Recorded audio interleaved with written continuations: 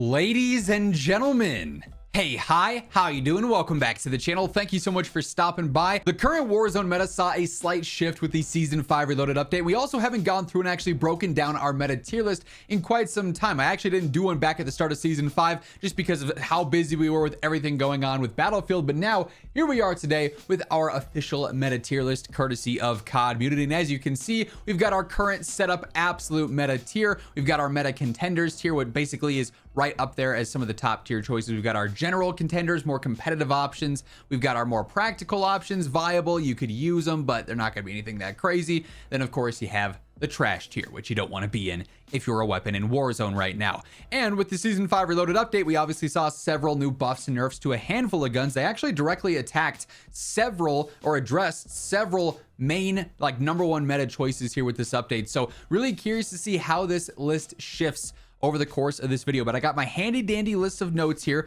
with all the new weapon updates, starting first with the ABR A1, the AUG, which was frying prior to Season 5 Reloaded. It could two burst in like its close range and its mid range. It was insanely dominant. They actually addressed that. They nerfed the close range. They also nerfed its velocity. It's still going to be a meta choice for the long range. It's solo recoil, so easy to use that I would consider it staying in absolute meta, maybe borderline meta contender, absolute meta, but it's still going to be a top tier rifle choice for long range gunfights. It's just not going to be broken overpowered in the mid range anymore. Now the AK-74, which I currently have sitting in the meta contenders category exclusively because of its control, actually saw some pretty solid buffs here. So its mid range got a damage buff. That's fantastic. Its headshot multiplier got buffed. The ADS and the sprint to fire got buffed, and it with recoil springs also got buffed.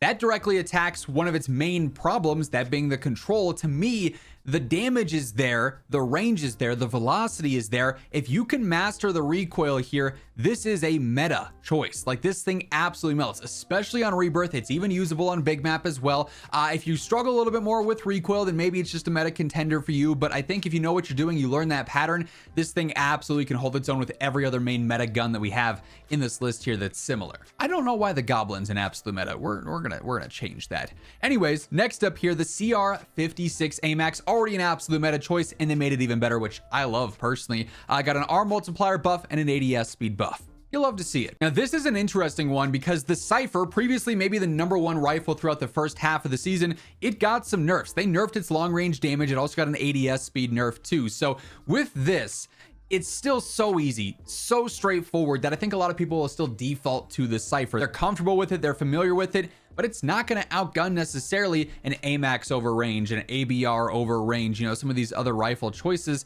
This is an interesting one. I think, again, it's a situation where it kind of borders meta contender. If you're looking for easy to use guns, it's absolute meta. If you're looking for something that is, you know, going to kill insanely quick, then it's more of like a meta contender. We're going to leave it now in absolute meta, but it's definitely not the clear #1 choice anymore. And by the way, as we are breaking down all the weapon updates, all the changes here today, if you guys enjoy the video, you find the information helpful, a like rating is always really appreciated. Much love to everyone who takes the time to do so. And if you're new to the channel, feel free to hit that subscribe button, turn on those post notifications each and every day. I got you covered with all things going on in the world of Call of Duty. Next up, the Kilo, which currently sits in meta contenders. This thing got a nice buff. Its range got buffed across the board. Its ADS speed got buffed. This is something that makes the Kilo truly, in my opinion, an actual absolute meta option here. I mean, this thing is low recoil. It's an absolute laser beam. It's one of the easiest guns to use in the entire game, hands down. It also now has a competitive TTK everywhere you need it to be competitive at. So I think the Kilo's usage, its pick rate, is going to spike after this update. I have a feeling we're going to see a lot of Kilos in the kill feed moving forward. And this is another exciting one. I'm going to have to do some searching for this. I believe it's just in the contenders category, our XM4,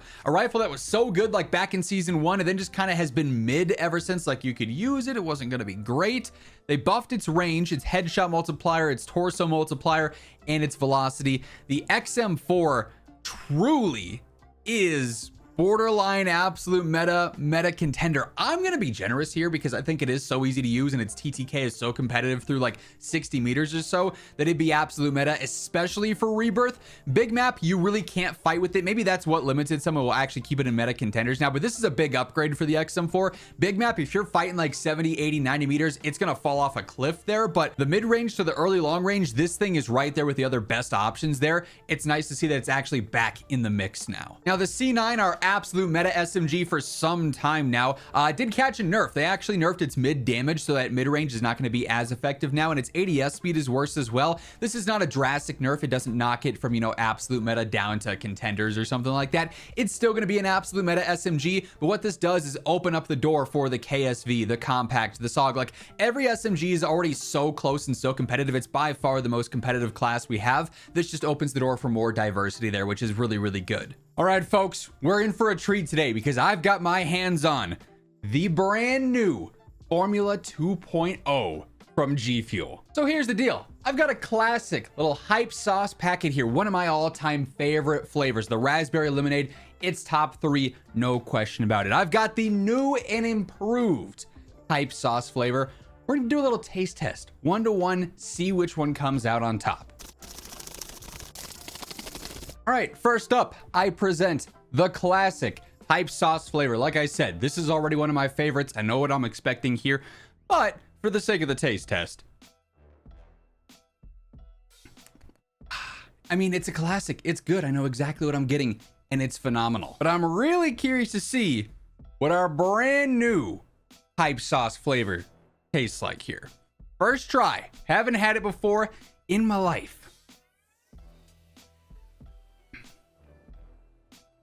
It's good. It's good. Just going 1 to 1 here. I know as I'm looking at them already, I'm probably gonna have to shake this one maybe a little bit more as I'm drinking through. I don't think I'm gonna have to do that with this. I can just keep sipping on it however long I need, feeling nice and refreshed and energized. So hey, if you want to grab the new and improved G Fuel flavor hype sauce, I cannot recommend enough. This thing is the GOAT here.